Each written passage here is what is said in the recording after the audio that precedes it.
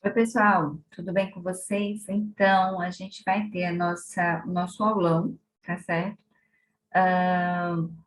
Porque brevemente vocês vão estar fazendo duas atividades avaliativas, que vai ser o simulado e o provão de vocês, tá? Para isto, foi pedido juntamente da coordenação pedagógica que nós preparássemos o nosso aulão como uma forma de revisão do conteúdo, certo? Para vocês poder estudar, né? Então, é interessante que vocês aproveitem esta oportunidade para justamente se preparar para essas duas avaliações que vocês vão fazer brevemente, tá bom? Depois aí eu posto para vocês as datas específicas, porque agora realmente eu não lembro. Combinado assim? Eu vou estar compartilhando com vocês a minha tela, tá bom? Para a gente poder ter esse momento de interação, ok? Vamos lá, deixa eu pegar aqui.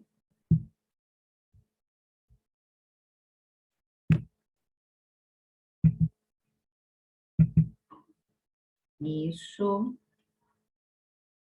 Deixa eu voltar aqui para as primeiras, para poder compartilhar com vocês, tá? Deixa eu colocar aqui para apresentação. Isso. Então, a gente vai começar a nossa aula, na verdade, trabalhando justamente com esse primeiro tema, que foi algo que nós trabalhamos em sala de aula, tá? Que é justamente a denotação e a conotação. Eu não sei se vocês se recordam, né? Mas a denotação, na verdade, é uma das funções da linguagem, certo? E ela vai justamente trabalhar com o sentido literal da palavra, é o sentido real desta palavra. Já o sentido conotativo, ele já vai trabalhar com o sentido figurado, tá? Então, vamos pegar aqui uma única palavra. Vamos pegar a palavra anta, tá? Se você for para o dicionário, você vai ver que a anta é um mamífero, quadrúpede, e assim tem, né, o sentido dela. Então, isso é o sentido denotativo. Agora, imagine que alguém vai passando na rua e grita, ah, Maria, você é uma anta, tá? Aí, nesse sentido, também é denotativo? Não. Observe que a palavra anta, ela passou a ter um novo significado, dada a questão da linguagem, né? Da intenção da pessoa que está falando. Então, neste caso aí, você já tem a conotação, tá bom? Então, vamos lá no sentido conotativo. Olha aí. A denotação, na verdade, é quando a linguagem está no sentido denotativo, significa que ela está sendo utilizada no seu sentido literal, ou seja, no sentido que carrega o significado básico das palavras, expressões enunciadas de uma língua. Em outras palavras, o sentido denotativo é o sentido real, aquele que está no dicionário, tá certo? Então, isso é denotação. Então, por exemplo, se eu digo a palavra fogo, né? Ele pôs fogo na casa. Então, realmente, a palavra fogo está sendo utilizada no seu sentido real, ok? Aí vamos imaginar aqui esse outro exemplo. Vamos pegar o exemplo que tem no sentido conotativo. Quando diz, o amor é fogo que arde sem se ver. A palavra fogo aí ela já está assumindo um sentido diferente do primeiro, né? O sentido, a palavra quando diz pôs fogo na casa, o sentido real. Ele foi lá e, puf, tacou fogo, tranquilo, então é o sentido denotativo. Mas quando você diz que o amor é fogo que arde sem se ver, então o que é que acontece? O amor é fogo por quê? Porque às vezes queima dentro de você. Então, por conta disso, tá certo? Está usando a palavra fogo em outro sentido, é um sentido figurado. Então, neste sentido aí, essa expressão, ela está com o sentido conotativo, então, é a conotação, tá bom? Vamos para o próximo. E aí, nós temos aí, gente, as figuras semânticas, tá? Deixa eu trazer aqui esse quadrinho para não atrapalhar vocês. Olha aí, vamos lá. As figuras semânticas são conhecidas como figuras das palavras, né? Tem-se como, por exemplo, as metáforas, as metonímias, a catacrese, a comparação, a sinestesia, a perífrase, além de outras. Só que aí nós vamos estar trabalhando apenas dois modelos, tá? Nós vamos estar trabalhando com a metáfora e a comparação. E por que essas duas figuras semânticas, né? Essas duas figuras das palavras? Justamente porque elas se assemelham, tá? Eu costumo dizer que a metáfora, na verdade, é uma comparação mental, porém, não utilizam palavras que caracteriza como a comparação. Então, por exemplo, eu tenho aqui a metáfora. Uma das figuras de linguagem conhecida é a metáfora. Nela, as palavras apresentam aspectos que não são comuns no sentido literal ou concreto. Então, vamos imaginar, se eu digo, seus olhos são pérolas preciosíssimas, tá? Então, você imagina aí que os olhos daquela pessoa, eu estou fazendo tipo um comparativo mental com pérolas, por serem preciosos, tá entendendo? Pérolas por serem preciosas, então eu estou fazendo esse comparativo. Porém, eu não estou utilizando nenhuma das palavras que realmente leve a uma comparação. Olha o exemplo aí que foi tirado da música Meteoro de Luan Santana. Você é raio de saudade. Então, raio é aquele que chega, né? Aquele que marca você, aquele que já chega assim, trazendo aquela sensação que chegou, né? Então, meteoro da paixão, vejam só aí como é que ele utiliza a palavra. Então, eu estou fazendo um comparativo entre a pessoa ao meteoro, né? Então, assim, aquela pessoa que chega chegando, causando um tumulto dentro do coração de alguém. Então, isso é a metáfora, tá certo? Agora, já a comparação é uma coisa interessante. Ela é bem parecida com a metáfora, no entanto, ela vai justamente utilizar termos como assim, igual a, como, que nem, que tal, assim como, além de outros. Então, veja um exemplo aqui. O pensamento é como um diamante bruto. Se eu dissesse a frase, o pensamento é um diamante bruto, neste caso eu teria uma metáfora. Mas como eu utilizei o termo como, então neste caso aí eu vou ter a comparação. Então, esse é o grande lance, tá certo, pessoal? Vejam, observe aí que não dá para confundir, certo? A comparação, ela traz termos que vai ajudar vocês a identificarem ela, belezinha? Então, vamos continuar. Deixa eu pegar aqui o outro tópico. Nós vamos também trabalhar com o predicativo do sujeito e o predicativo do objeto, tá certo? Esses dois termos, na verdade, eu vou baixar só mais um pouquinho, ok? Ó, os dois termos são termos integrantes da oração, eles atuam como complementos, atribuindo uma característica a outro termo da oração, né? São termos distintos. Qual a diferença, então, entre o predicativo do sujeito e o predicativo do objeto? O predicativo do sujeito, ele vai atribuir uma característica ao sujeito da oração, certo? Já o predicativo do objeto atribui uma característica ao objeto. E a gente vai perceber aí as diferenças. Vejam só este exemplo. Ela anda nervosa. Então, ela é o sujeito.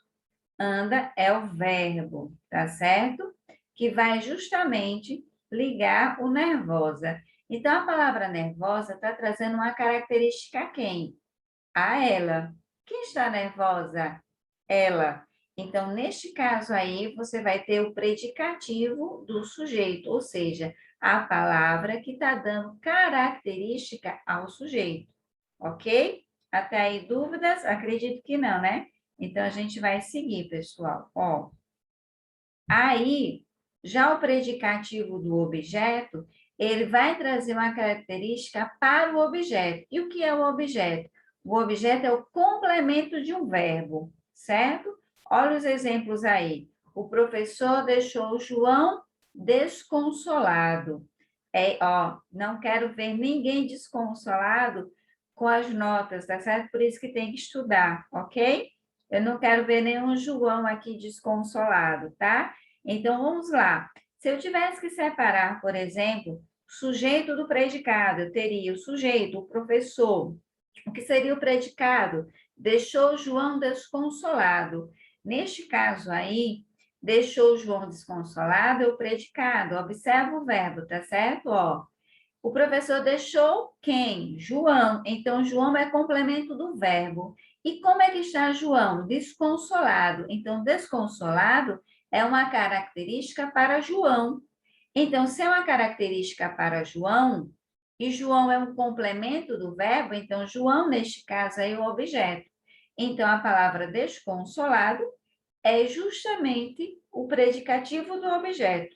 Conseguem compreender isso?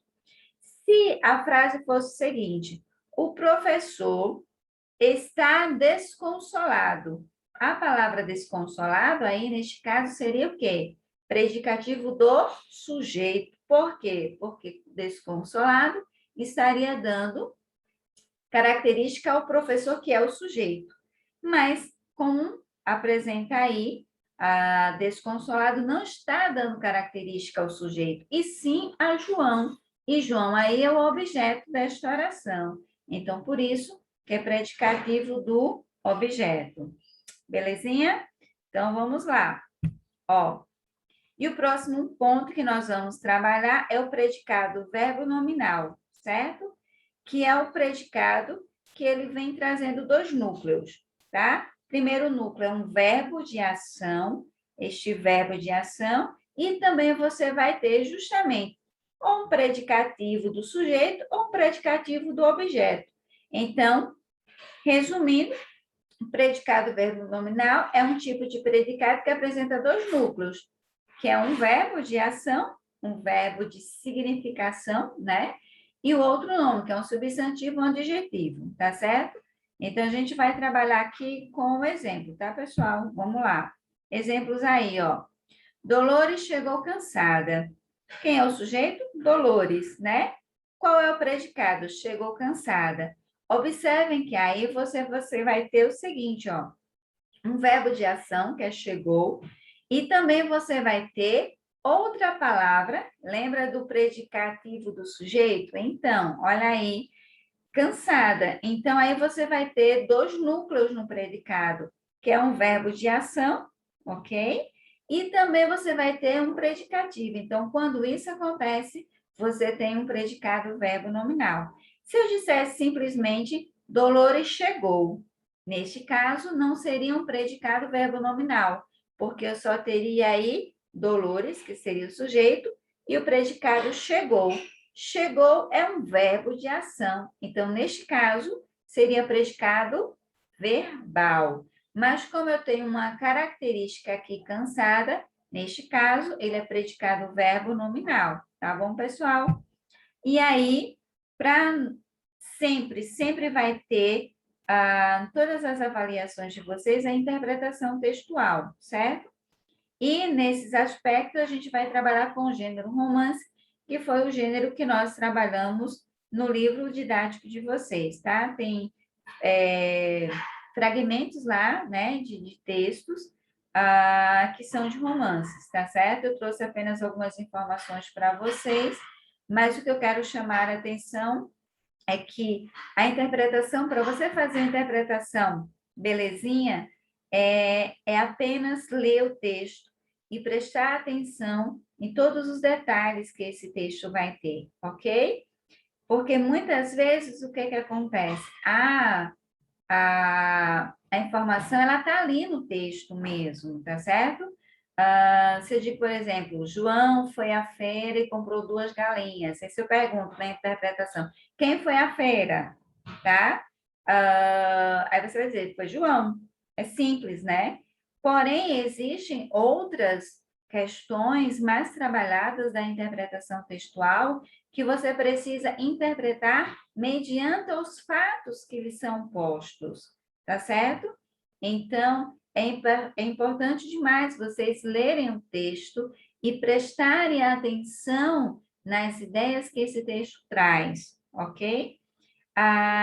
Como a gente trabalhou o gênero romance, aí eu trouxe também algumas características desse gênero, ok? Então, você vai ter aqui, na verdade, ó, vou baixar aqui só um pouquinho, as características, porque o gênero romance é um gênero longo, né? Uma narrativa longa, é escrita em prosa, ou seja, ele é dividido em capítulos, esses capítulos são divididos em parágrafos, tá certo?